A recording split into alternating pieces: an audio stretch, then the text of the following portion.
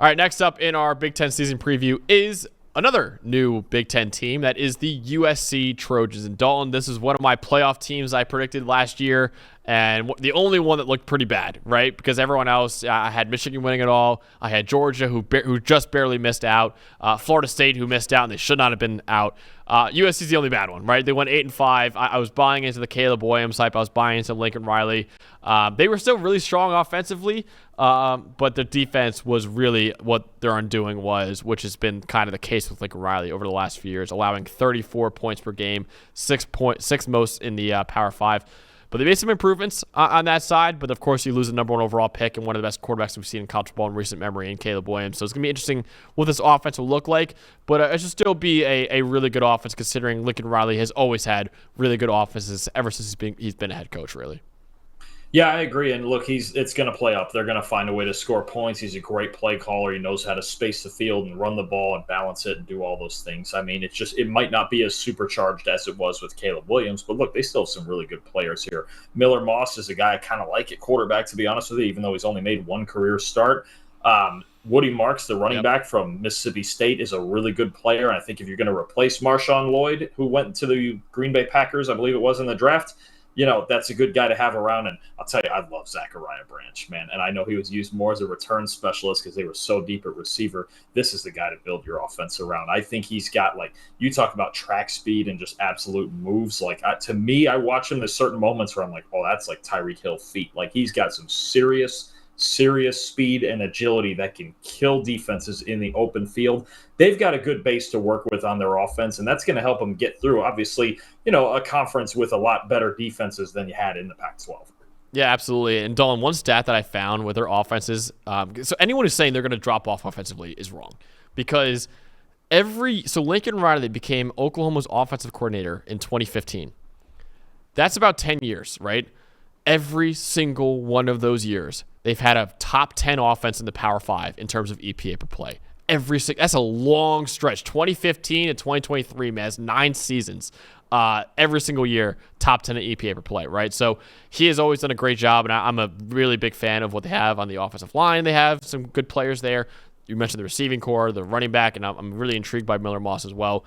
The question is, and it always will be with USC, how quickly will this defense improve? Now, I will say, I'm actually pretty optimistic about this defense right now because of the hire of D'Anton Lynn, the UCLA defensive coordinator. But over the last 2 years at USC, Lincoln Riley's only 2 years at USC so far, he had the 118th best defense in EPA per play and 123rd best defense in EPA per play. So we're talking about one of the 15 worst in the country both years that he's had at USC.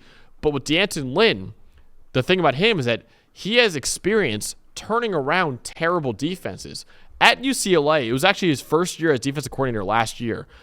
They were 8th in the country in EPA per play in this past season.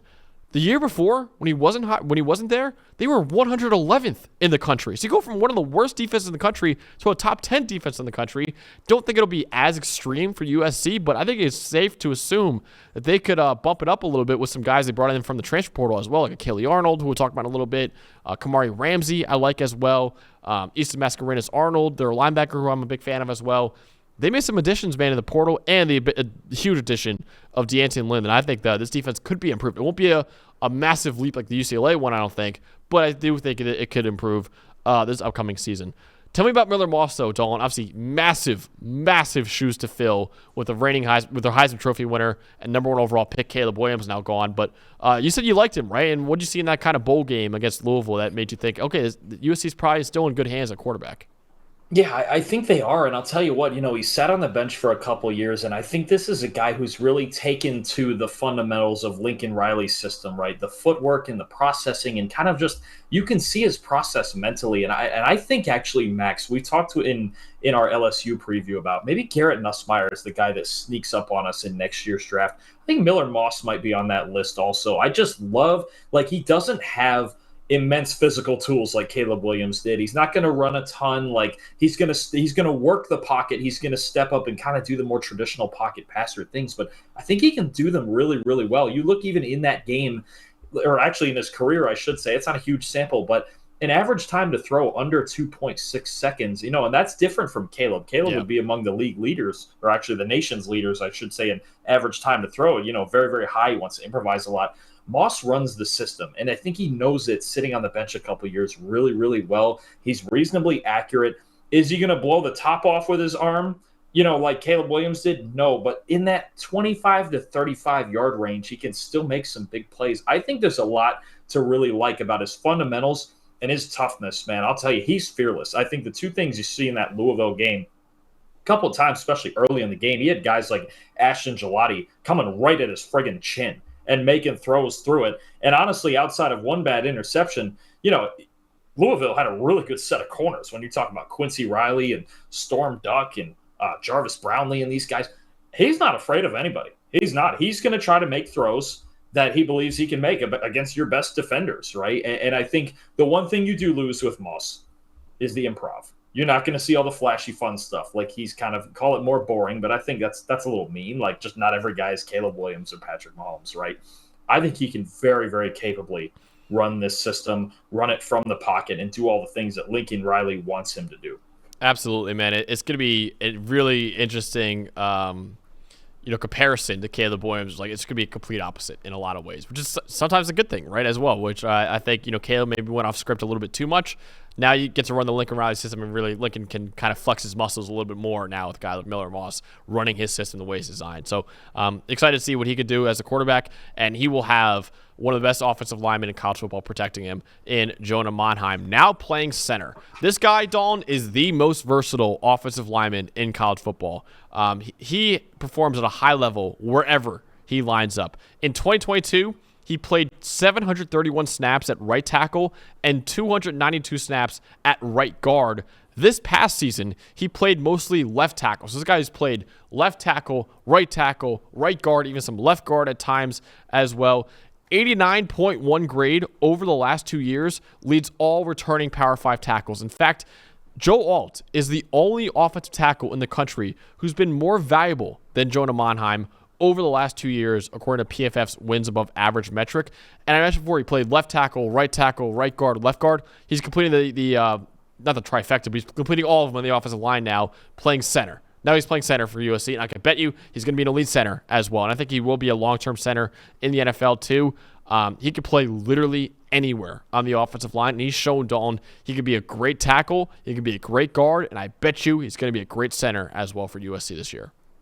Yeah, kind of. I think, I mentioned that he was in our top 10 offensive linemen. Kind of this year's Graham Barton, where you're like, you don't necessarily know where he's going to play at the next level, but he's going to play. He's just really darn talented. And I think you always need guys like that on your team. It's going to be really good for Moss to have that in front of him. And hopefully it's going to be good for him to have an improved defense to take some of the pressure off. And one of the guys we'll highlight here is Oregon State transfer safety, Akili Arnold. Straight up, this is one of the best cover safeties in the game, right? Led the Pac-12 and had a top 10 coverage grade last year among all safeties, top 30 overall. This is just the guy that they really need. And they had a really good coverage safety back there in Kalen Bullock last year. But combination of him and Kamari Ramsey is really going to be good for them on the back end to have more depth, to have more options back there. And I think DeAnton Lynn's done a really, really nice job of bringing in several talented players. Akili Arnold, though, is right at the top. What he and Katan Oladapo would do last year, the last 2 years really at Oregon State was special stuff. And he's bringing a really, really big, infusion of talent into the safety position for them that they really need. Yeah, absolutely. He was an all Pac-12 member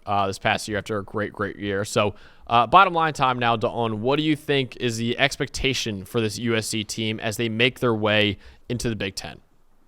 I think they're still going to be good. I think, look, they have a really, really wicked schedule, even out of conference, starting out with LSU, right? They've got huge – it's going to feel like they're going to have huge games every single week with their schedule. It's brutal, but I think they're still going to be pretty good. I think if you told me, look, if Miller Moss really gets a hold of this system and this offense is like Lincoln Riley's offenses always are, the defense improves, like you could be talking about a really solid – maybe they won 8 games with Caleb last year, but – they may have a chance to win more games than that. Get in that 9, maybe even 10 win range is a lot of hard games, but we know they're going to score points. And Moss is different than Williams, but that doesn't necessarily mean he's bad by any means. Obviously, Williams is legendary, and there's a reason he went number 1 overall. But they're going to find a way. They're going to find a way to compete. They're going to find a way to win games. I'd fully expect them to still make a bowl game. Absolutely. Like, I don't think that's any question.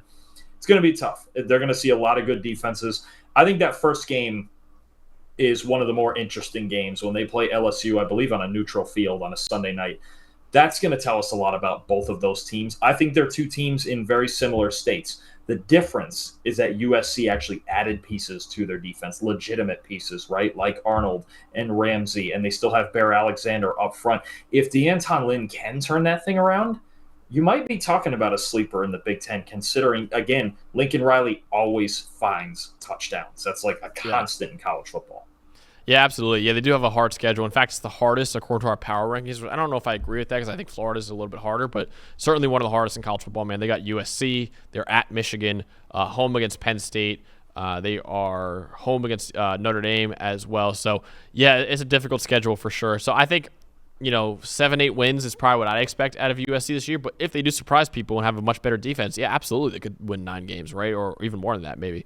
But I'm expecting more of like a 7-8 win season out of USC this year as they kind of, get used to this new defensive coordinator, get used to a new quarterback as well. I think it's going to be a little bit of an adjustment period for USC and could be kind of similar to what they had last year with the 7-5 record and then winning the bowl game as well. But that's what we got for our preview of the USC Trojans. Again, we're doing this for every single one of the 70 Power 5 teams, so make sure you subscribe to the channel so you don't miss a single one.